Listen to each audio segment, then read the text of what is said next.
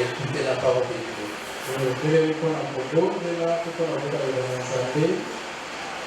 Nous lisons la Bible. Nous avons un texte de base et nous aurons d'autres petits textes à lire.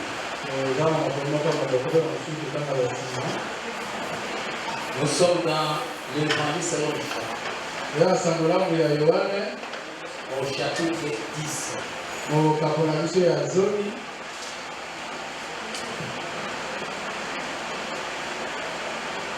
Nous lisons le verset 27 à 30.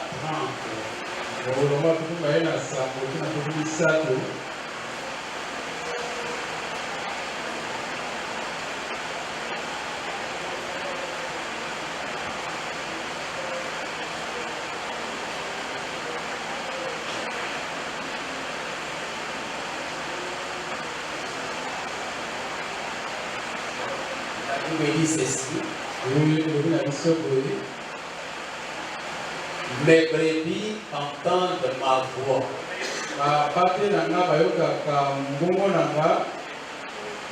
Je les connais et elles me suivent. Je leur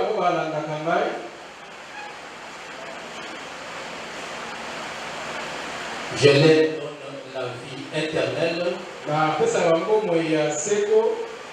et elles ne périront jamais. Et personne ne les ravira de ma main. Mon Père qui me les a donnés est plus grand que tous.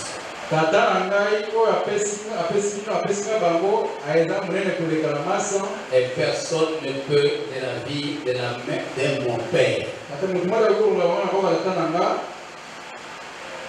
Prions le Seigneur. Ta parole, Seigneur, est la vérité, sanctifiée par elle. Rien de moi, tout de toi, au nom de Jésus. Amen. Amen. Merci et acclamons le Seigneur.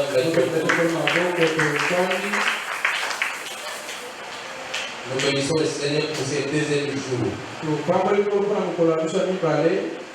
Alors que hier, le missionnaire Paul Kusomba nous a parlé de les effets de l'alliance.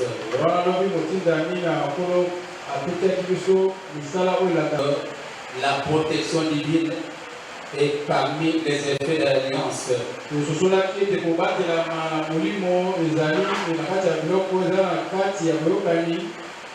avons compris que Jésus nous demande d'aller à lui, nous décharger à lui.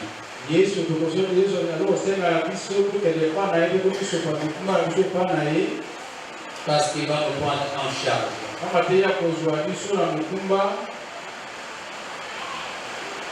Nous avons compris aussi que Jésus nous visitait cette année ici et notre cantique sera nouveau.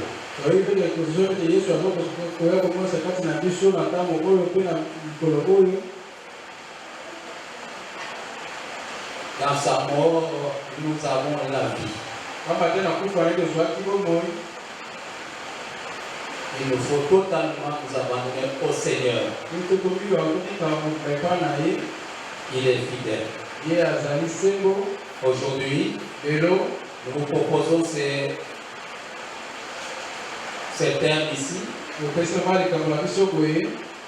Mes brebis ne périront jamais.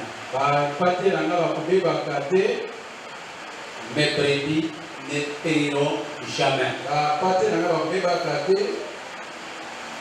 Alors comme toi, tu es une des brebis du Seigneur,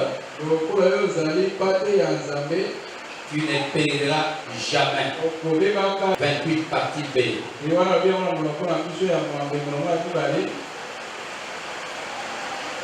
Et elles ne périront jamais.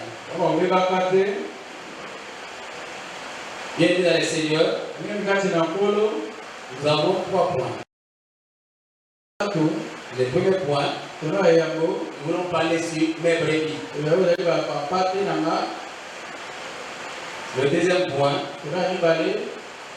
Nous allons parler sur ne paieront jamais. Et nous allons conclure au troisième point. Parlant de mercredi, c'est Jésus qui parle. Quand je lis le verset du premier verset au 27e verset, du chapitre 10 de Jean, j'ai compté au moins 15 fois où Jésus parle de mes brebis.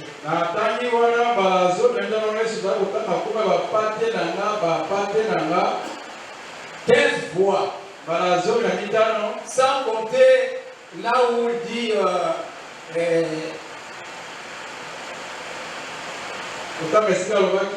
il parle de mais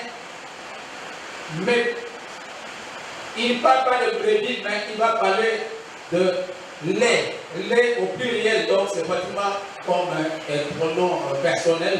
Il parle aussi des mais aussi comme un pronom possessif. Donc tout ça c'est pour parler des brebis. Jésus parle de ces brebis.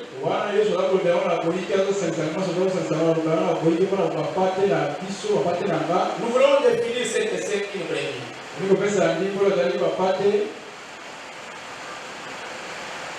Une brebis, c'est la femelle du bélier. Les béliers, c'est ce qu'on appelle les moutons. Alors la brebis, c'est la femelle donc du mouton. C'est la brebis. Et le petit de la brebis s'appelle l'agneau. Ce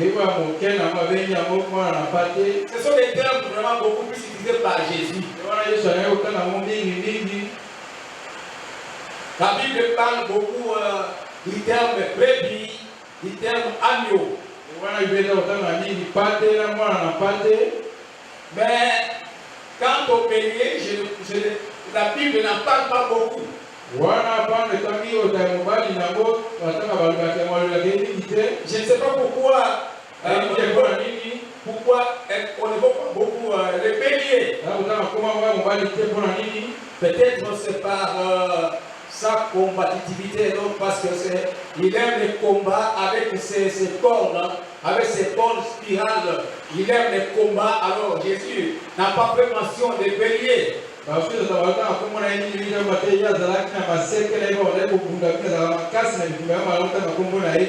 la brebis est renommée par sa capacité de la productivité.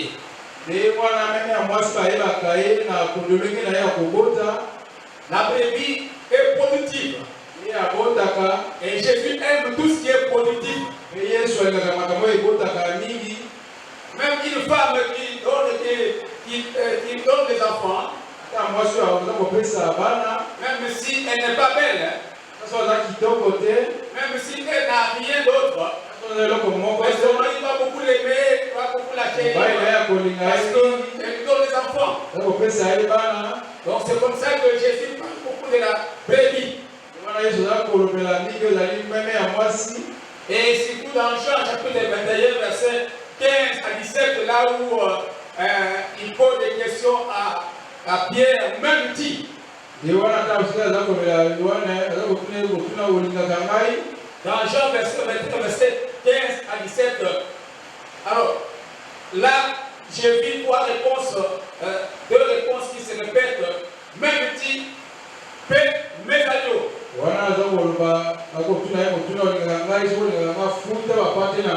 Paix, mes agneaux. Une fois, il a dit paix, mes agneaux. Et deux fois, il a dit paix, mes brebis.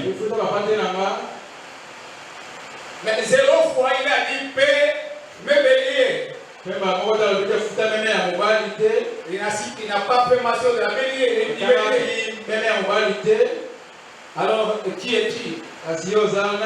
Dans la maison de Dieu, qui es-tu? Une brebis, un agneau, ou un bélier. Si tu es brebis, Jésus va te conserver. Parce que tu es beaucoup plus utile pour l'église. Tu vas produire. Tu vas former d'autres personnes. Et si tu es agneau, Jésus va prendre soin de toi. Avec ta faiblesse aussi. Mais si tu es bélier, en tout cas, Jésus va te mettre dehors. Parce que tu viendras combattre ces brebis et ces agneaux. La brebis, je suis en train de dire la brebis. La brebis, c'est aussi un chrétien. Les chrétiens étant sous la conduite d'un pasteur. Quand on parle du terme de brebis dans l'église, on parle de chrétien qui est sous la conduite d'un pasteur. Il faut bien noter sous la conduite d'un pasteur. C'est là où j'ai compris que tous ceux-là qui vont à la centrale, prier à la centrale et retourner à la maison sans rien faire encore, je ne sais pas s'ils sont des brebis. Et qui est les pasteurs?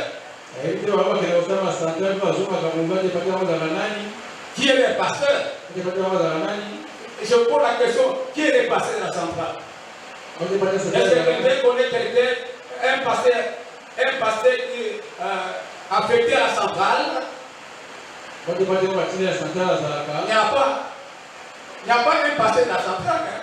Papa Abraham n'est pas pasteur de la centrale. Papa Abraham est pasteur de l'église à louange, toute l'église à louange. Il n'y en a pas là-bas. Alors si toi tu ne peux qu'aller prier à la centrale, retourner à la maison, tu es une brebis égarée. Tu n'as pas de pasteur. La brebis, c'est un chrétien qui est sous la conduite d'un pasteur. Tu fais bien d'être là sous la conduite du pasteur Gilles. Je suis en train de finir toujours. Dans Jean chapitre 20, 10, verset 27. Jean 10, verset 27. J'ai écrit verset 27. Mes brebis entendent ma voix. Je les connais. Elles me suivent. Et elles me suivent. Je voulais peindre des caractéristiques d'une brebis. Pour être brebis, selon ces textes, les brebis entendent ma voix. Entendre la voix du Seigneur. Entendre la voix du Seigneur. Entendre la voix du berger. Est-ce que tu entends la voix du berger? Deuxième caractéristique, ils disent, je les connais, et elles me suivent. Une brebis, pour être brebis, il faut d'abord entendre la voix du berger et suivre les bergers. Bref, être en communion avec les bergers. Pour être brebis. Et même si nous allons dans les concrets, là où il y a des brebis, vraiment des brebis naturelles, et un pasteur, qu'on appelle pasteur, berger, tout cela, en principe pour qu'on dise que c'est une brebis qui appartient à ces pasteurs-là, même ceux qui pèsent les brebis, on les appelle les pasteurs. Donc, pour être brebis d'un pasteur, il faut d'abord entendre la voix. Parce qu'il y a même des brebis qui portent des noms. Et la brebis appelle Paul, bien. Et même hier, j'étais un peu, quand vous voyez un monsieur en train d'appeler les souris pour entrer dans la cale, pour appeler la souris. Il dit, les noms, ouais, Kota, Gofi, Kota, Fali, Kota. J'ai ri, hein.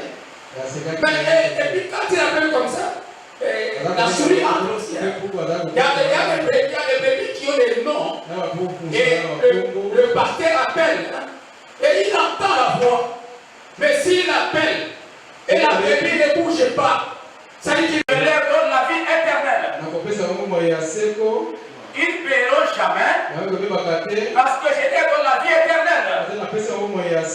Je leur donne. On ne dit pas je leur donnerai, mais je leur donne.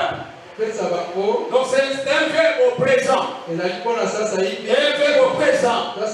Je leur donne la vie éternelle. Et je pose la question à quelqu'un. A-t-il la vie éternelle? Parce que la vie éternelle, ce n'est pas après la vie. Mais pendant cette vie que toi tu as la vie éternelle. Ils ne paieront jamais. Pourquoi? Parce que je leur donne la vie éternelle. Il ne faut pas que tu meurs et tu conviens après, commence à dire pendant que tu vivais, tu n'as pas connu le Seigneur Jésus-Christ. Et si tu ne connais pas, tu dois le recevoir comme Seigneur et Sauveur. Même si il y a des obstacles qui viennent, qui surviennent dans ce chapitre, au verset 10, partie B, on parle du voleur. Le voleur ne vient que pour voler, pour détruire et manger. C'est ça son travail. Quels que soient les voleurs, quels que soient les brigands qui viennent dans leur vie pour détruire, pour ébaucher, pour voler, le Seigneur, mes brebis ne paieront jamais. Tu vas donc annuler les travaux. Le voler ne vient que pour voler, pour ébaucher,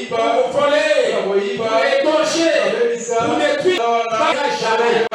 Toi tu ne paieras jamais. Toi tu ne paieras jamais. Même si viennent les mercenaires. Les mercenaires au verset 12 à mercenaires. C'est là qu'ils viennent seulement pour les intérêts. Et quand ils voient venir un loup, il abandonne les brebis et il prend la fuite. Il n'est là que pour ses propres intérêts. Les brebis, ça ne leur dit rien. Ça ne lui dit rien. Mais même si il intervient, il survient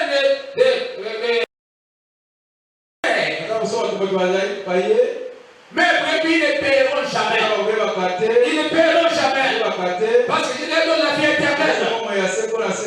Même si je vais les bâtir, les koulouna, les kidnappeurs, mes brebis ne paieront jamais. Ils ne paieront jamais. Même si les assassins viennent dans ta maison, tu ne paieras jamais. Dieu va te protéger. Dieu va te garder. Même si tu connais l'accident avec tout le monde, même si tu es malade, la maladie, l'épidémie, mais toi tu ne paieras jamais. Seigneur, personne ne peut te la vivre entre les mains du Seigneur. Personne ne peut la vivre ta vie. Ta vie. Même si, quelle que soit la mort qui survient, personne ne peut la vivre ta vie. Toi qui as appelé la brebis du Seigneur. Ce soir, personne ne peut te la vivre. Et la mère de son père. Pourquoi ils ne paieront jamais? Je l'ai dit. Parce qu'ils ne paieront d'arracher de ma main. Et même de la main de mon père. Quelqu'un. Tu es entre les mains le verset 27,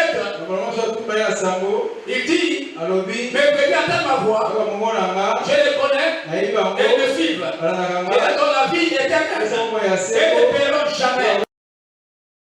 De la regard de ma main, personne ne peut gravir de la main du Seigneur. C'est pourquoi tu ne paieras jamais.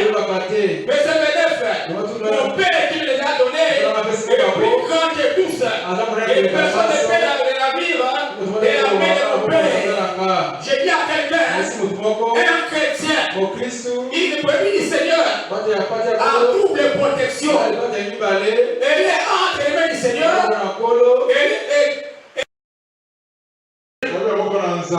Toi, tel que tu es là, tu es toute ma protection. Personne ne peut te ravir.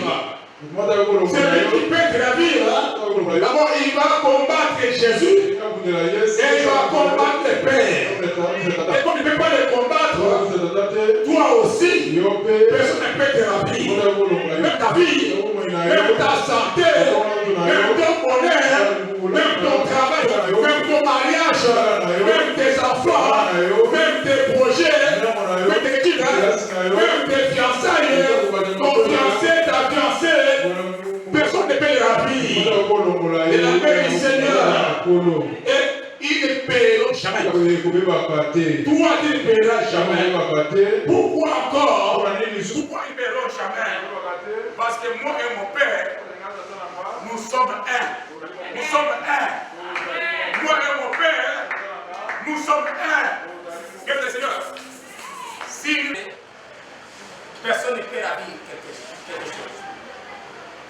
Vous savez, même les choses les plus faibles,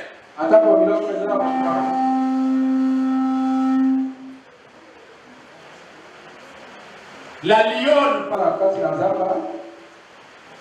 elle cherche les brebis, les antilopes. Pendant que les lions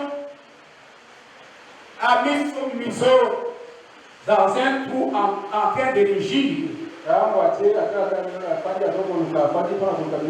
Pendant qu'il rugit comme ça, toutes les bêtes entendent cette voix et se dispersent. Et la lionne qui fait la chasse, elle va suivre le gibier qui est seul. C'est là qu'il va attraper. Mais s'il arrive quelque part, il voit les antilopes ensemble, les gazelles ensemble, réunis ensemble. Même si on l'appelle lion, il ne va pas les attraper. Il ne va pas s'approcher. L'unité bien aimée, ça protège. Vivez dans l'unité, travailler à l'unité, parler à l'unité, et personne ne peut ravir ce qui est dans l'unité.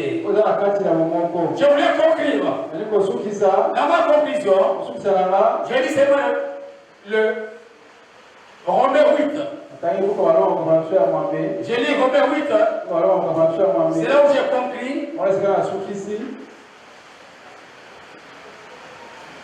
Dans Romains 8, ce sont les confirmations de la parole de Dieu selon lesquelles personne ne peut les ravir. Et ils ne paieront pas aussi. Verset 35. Qui nous séparera de l'amour de Christ? Serait-ce la tribulation, ou l'angoisse, ou la persécution, ou la faim, ou la nudité, ou les périls, ou l'épée? Qui nous séparera de l'amour de Christ? Qui nous fera périr? Qui te fera périr? Ce n'est ni la tribulation, ni l'angoisse, ni la persécution, ni la faim, ni la nudité, ni le péril, ni l'épée. C'est là qu'il est écrit. C'est à cause de toi qu'on nous met à mort tous les jours. On nous regarde comme des brebis destinés à la boucherie. On parle des brebis. On nous regarde comme des brebis destinés à la boucherie. Mais dans toutes ces choses, j'ai dit à quelqu'un, celui qui m'écoute maintenant, celui qui entend maintenant, je parle à la brebis du Seigneur, celle qui est sous sa protection, et la protection de Dieu de paix. Mais dans toutes ces choses, nous sommes plus qu'un vainqueur par celui qui nous a aimés. Car j'ai en silence, qui est dit la mort, il est chose présente. Il est chose à venir. Il a puissance. Il a hauteur. Il a profondeur. Aucune autre créature ne pourra nous séparer de l'amour de Dieu manifesté en Jésus-Christ. Ainsi donc, bien-aimé, personne ne peut te la vivre. Ainsi donc, mes bien-aimés, mes brebis ne paieront jamais. Ne paieront jamais. Ne paieront jamais. Ne paieront jamais. Quelle que soit la souffrance, quelle que soit la faim, la misère, la disette, la nudité, la pauvreté, le chômage, le célibat, la stérilité, tu ne paieras jamais. Tu ne paieras jamais. Parce que personne ne peut te séparer de ton Dieu et de ton Seigneur Jésus. Que Dieu bénisse. Que Dieu bénisse maintenant. Et tu bénisses ta parole. Ça peut le berger, les missionnaires pour la prière. Bien-aimé, tout ça, on les manteaux, et l'ensemble, on a le même souvent pour caler ma boucle. Vous avez l'ensemble, on a beaucoup de ça à côté de moi. La pauvre, papa, le qui n'a qu'à se citer à son atteito, à Caroline, le banana, aux abrévis ensemble. Amen, amen. Aux autres, aux abrévis, na pâturage, aux autres, la bergère, na yo Yesu Masia Maroko. Dieu a côté le Maroko, le Maroko, aux autres, la bergère, na yo Yesu Masia Maroko. Ozopambola nzambe wana oyo alobeli na poko lelo nzambe oyo atalisi yo koza na kati ya pâturage na ye nzambe oyo alobi ete oza na mapapu na ye ozopesa ye merci mpo na eloba poko lelo ozotonda ye mpo na nyonso ye aza mpo na yo totomboli mingongo tobonde na kombo na Yesu Masiya ozopesa nzambe merci nzambe oyo alobeli yo na poko lelo nzambe oyo atalisi yo quelque chose oyo oyebaki te na poko lelo ozotonda ye mpona bolingo na ye mpona poko alobi ete ye oza prebi na ye oza beli ete na oza prebi na ye oza pâturage na ye ozobondela nzambe mpona bolamu na ye mpona bolingo na ye mpona nyonso azosala mpona ye alobeli na poko lelo nzambe na kombo nzambe oyo alobi likambo na kati esika ozotonda ye ozopesa ye merci ezala onon puissance biso na kati esika papa alobi mais okokufa te okobungisa eloko te na verset 29 conclusion nango ya verset 29 yesu azoloba mes brebis ne périront pas parce que baza na se na loboko na maboko ya nzambe monguna aza na se na kati ya mutu wana te alors ozobeta maboko ozotata ozotambola osimami na loboko na nzambe yawe nzambe ye le berger ye le mutu aza mobateli na yo la bible dit oyo asimami na ya solo yawe aza monene yawe aza monene maladi to mipepe nyonso ya mabe oyo ezolanda ye eza na eloko te. Nous sommes avec les anges que nous acclamons et nous sommes debout pour la prière finale. Prions. Bénis Seigneur les offrandes, les dîmes, les libéralités que ton peuple a portées dans ta maison et qu'ils reçoivent. Amen. Nous allons prier pour la clôture orale.